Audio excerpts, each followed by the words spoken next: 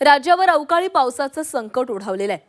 हवामान विभागाच्या अंदाजानुसार राज्यातील हवामानामध्ये पुढील काही दिवस सतत चढ-उतार बघायला मिळणार आहेत। अनेक भागांमध्ये ढगाळ वातावरण राहण्याची शक्यता आहे। सोमवारी आणि मंगळवारी ढगाळ वातावरणासह पावसाचा मोठा अंदाज भारतीय हवामान विभागाने वर्तवलेला आहे। मराठवाडा, मध्य महाराष्ट्र यासोबतच विदर्भातील काही भागांमध्ये पावसाचा अंदाज वर्तवण्यात आलाय।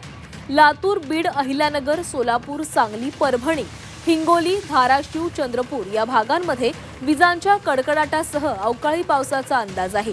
महाबळेश्वर इथं राज्यातील नीचांकी तापमानाची नोंद झालेली आहे। महाबळेश्वर इथं 14.2 अंश सेल्सिअस तापमान नोंदवलं गेलंय। महाराष्ट्रासह तामिळनाडू, आंध्र प्रदेश, केरळ, पंजाब, हरियाणा या राज्यांमध्येही काही भागात जोरदार पावसाचा अंदाज वर्तवण्यात आला आहे।